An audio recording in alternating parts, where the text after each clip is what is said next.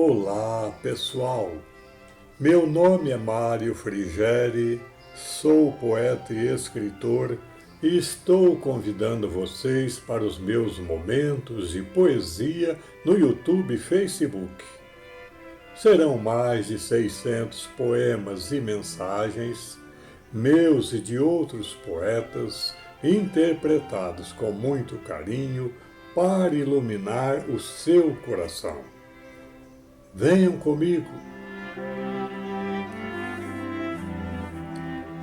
As Leis Morais segundo Kardec, 6 de 11.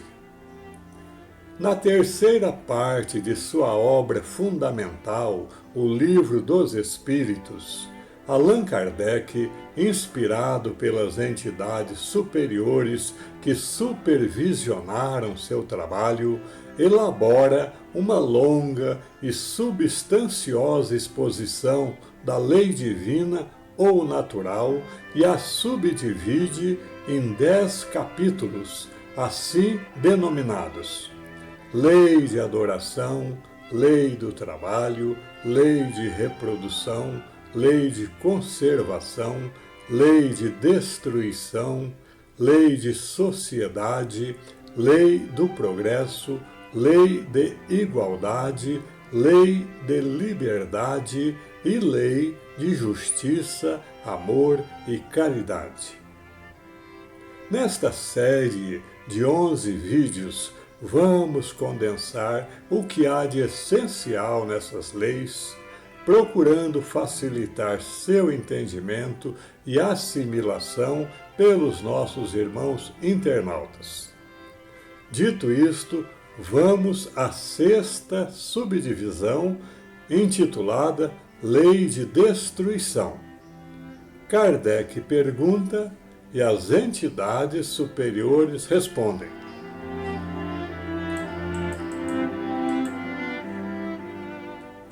Pergunta: a destruição é lei da natureza? Resposta: é preciso que tudo se destrua para renascer e se regenerar. Porque o que chamais destruição não passa de uma transformação que tem por fim a renovação e melhoria dos seres vivos. Pergunta: o instinto de destruição teria sido dado aos seres vivos pela vontade de Deus? Resposta: as criaturas são instrumentos de que Deus se serve para chegar aos fins que objetiva. Para se alimentarem, os seres vivos se destroem uns aos outros. Destruição que obedece a um duplo fim. Primeiro, manutenção do equilíbrio na reprodução, que poderia tornar-se excessiva se deixada à solta. E segundo, utilização como alimento dos corpos ou invólucros exteriores que sofrem a destruição. Esses invólucros são simples acessórios e não a parte essencial do ser pensante. A parte essencial é o princípio inteligente, que não pode ser destruído e se elabora nas transformações diversas que vai passando por meio da evolução. Pergunta: uma vez que a morte nos faz passar desta vida de tribulações para uma vida melhor, por que o homem tem tanto medo dela? Resposta: já dissemos que o homem deve procurar prolongar a vida para cumprir a sua tarefa. Este é o motivo porque Deus lhe deu um instinto de conservação, instinto que o sustenta nas provas. A não ser assim, ele se entregaria ao desânimo com muita frequência.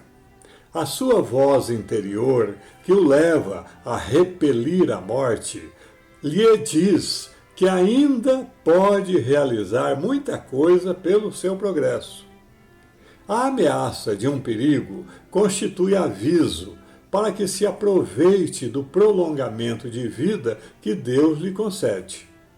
Mas, sempre ingrato, o homem rende mais graças à sua sorte do que ao seu Criador.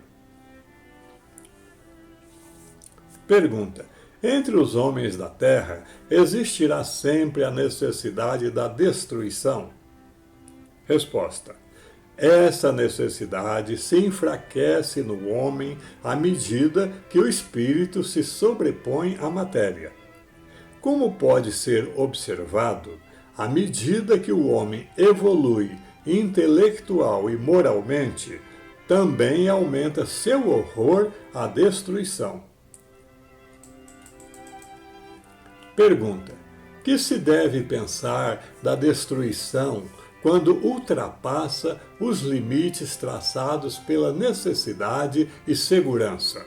Estamos pensando, por exemplo, na caça, quando não objetiva senão o prazer de destruir sem utilidade. Resposta: é a predominância da bestialidade sobre a natureza espiritual. Toda destruição que supera os limites da necessidade é uma violação da lei de Deus. Os animais só destroem para a satisfação de suas necessidades, enquanto que o homem, dotado de livre arbítrio, destrói sem necessidade. Ele terá que prestar contas do abuso da liberdade que lhe foi concedida, pois, ao destruir sem necessidade, está cedendo aos seus maus instintos. Pergunta: com que fim Deus disciplina a humanidade por meio de flagelos destruidores? Resposta: Deus age assim para fazer a humanidade progredir mais depressa. Já explicamos que a destruição é uma necessidade para a regeneração moral dos espíritos, que em cada nova existência sobem um degrau na escala do aperfeiçoamento. É preciso que se veja o objetivo para que os resultados possam ser apreciados. Como vós somente apreciais o objetivo do vosso ponto de vista pessoal, quase sempre qualificais esses acontecimentos de flagelos, em decorrência do prejuízo que vos causam. Essas tribulações, porém, são frequentemente necessárias para que se chegue mais depressa a uma ordem melhor das coisas e para que se realize em alguns anos o que teria exigido muitos séculos. Pergunta: mas nesses flagelos, tanto morre o homem bom como o perverso. Isso é justo? Resposta: durante a vida, o homem refere tudo ao seu corpo, mas pensa de maneira diferente depois da morte. Ora, conforme temos dito, a vida do corpo é bem pouca coisa comparada com a vida do espírito. Um século no vosso mundo não passa de um relâmpago na eternidade. Logo, nada significam os sofrimentos de alguns dias ou de alguns meses de que tanto vos queixais. Esses sofrimentos representam um ensino que se vos dá e que vos servirá no futuro. Os espíritos que pré-existem e sobrevivem a todas as coisas é que formam o mundo real. Eles são os filhos de Deus e o objeto de toda a sua solicitude. Os corpos são meros disfarces com que os espíritos aparecem neste mundo. Por ocasião das grandes calamidades que dizimam os homens, o panorama é semelhante ao de um exército cujos soldados ficassem com os uniformes rasgados durante a guerra. O general se preocupa mais com os seus soldados do que com os uniformes deles. Pergunta: o homem tem condições de afastar os flagelos que o afligem? Resposta: em parte sim, mas não como geralmente ele os entende. Muitos flagelos resultam da imprevidência do próprio homem. À medida que adquire conhecimentos e experiência, ele vai podendo preveni-los se souber pesquisar as suas causas. Contudo, entre os males que afligem a humanidade, alguns são de caráter geral, encontram-se nos decretos da providência e deles cada indivíduo recebe mais ou menos o contragolpe. A esses tipos de flagelos nada pode o homem opor, a não ser submeter-se à vontade de Deus. Mas esses mesmos males são muitas vezes agravados pelo homem devido à sua negligência. Comentário de Kardec. Na primeira linha dos flagelos destruidores, que são naturais e independentes do homem, devem ser colocados a peste, a fome, as inundações e as intempéries fatais às produções do solo. Mas o homem tem encontrado na ciência, nas obras de arte, no aperfeiçoamento da agricultura, nos afolhamentos e nas irrigações, no estudo das condições higiênicas, meios de impedir ou pelo menos atenuar muitos desses desastres. Certas regiões, outrora assoladas por terríveis flagelos, já se encontram hoje preservadas deles. Vemos assim que muito poderá fazer o homem pelo seu bem-estar material quando souber aproveitar-se de todos os recursos da sua inteligência e quando souber aliar aos cuidados da sua conservação pessoal o sentimento de verdadeira caridade para com os seus semelhantes. Pergunta: o que é que leva o homem à guerra? Resposta: a predominância da natureza animal sobre a natureza espiritual e o transbordamento das paixões. No estado de barbaria, os povos só conhecem um direito, o direito do mais forte. Por isso é que, para tais povos, o estado de guerra é um estado normal. À medida que o homem progride, a guerra se torna menos frequente, porque ele evita suas causas, fazendo-a com humanidade quando a sente necessária. Pergunta: algum dia a guerra desaparecerá da face da terra? Resposta: sim, quando os homens compreenderem a justiça e praticarem a lei de Deus. Nessa época, todos os homens serão irmãos. Pergunta: qual o objetivo da providência ao tornar a guerra necessária? Resposta: o objetivo da providência é a liberdade e o progresso.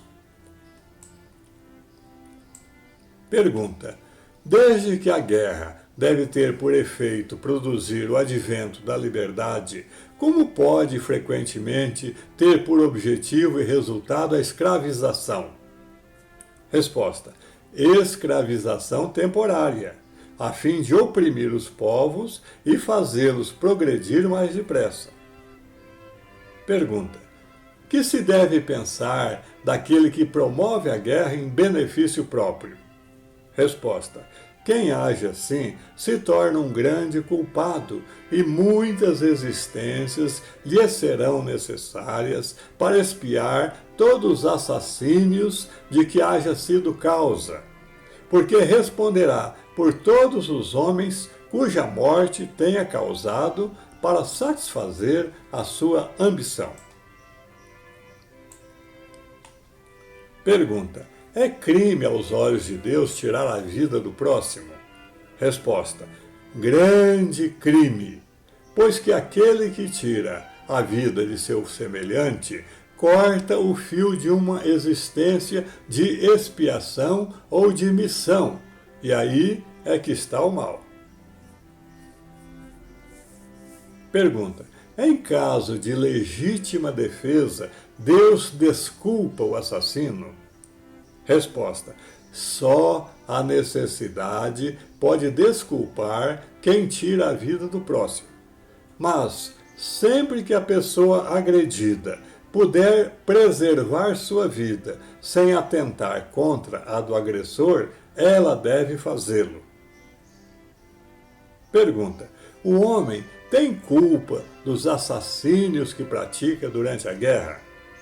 Resposta: ele não é culpado quando constrangido pela força, mas é culpado das crueldades que cometa, sendo-lhe também levado em conta o sentimento de humanidade com que proceda. Pergunta: como é possível que no seio da civilização mais adiantada existam seres, às vezes, tão cruéis quanto os selvagens? Resposta: espíritos de ordem inferior e muito atrasados podem encarnar entre homens adiantados, na esperança de que também se adiantem. Mas, desde que a prova é por demais pesada, predomina a natureza primitiva. Pergunta: a pena de morte desaparecerá algum dia da legislação humana?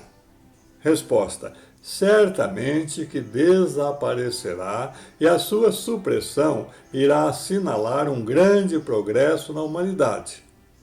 Quando os homens estiverem mais esclarecidos, a pena de morte será completamente abolida da terra. Nesse tempo, os homens não mais precisarão ser julgados pelos homens. Refiro-me a uma época ainda muito distante de vós. Pergunta: a lei de conservação dá ao homem o direito de preservar sua vida, mas ele não está usando desse direito quando elimina da sociedade um membro perigoso? Resposta: em vez de matar, há outros meios de o homem se preservar do perigo. Além disso, é preciso abrir a porta do arrependimento ao criminoso e não fechá-la. Pergunta: a pena de morte, que talvez um dia seja banida das sociedades civilizadas, não terá sido uma necessidade em épocas menos adiantadas? Resposta: necessidade não é bem o termo. O homem julga necessária uma coisa sempre que não conhece outra melhor.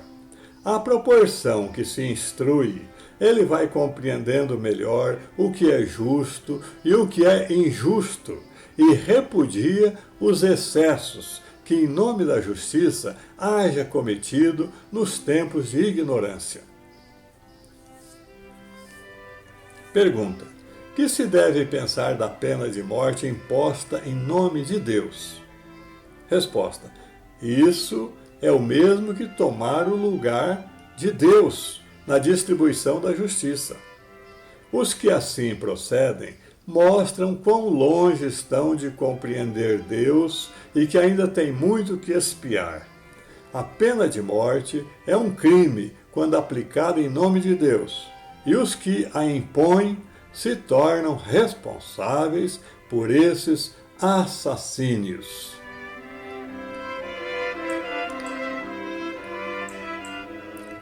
Lei de Destruição 6. Caros amigos internautas, há várias abordagens neste capítulo que são da mais alta importância para nós e merecem um comentário especial. Vamos principalmente a 5 exemplos.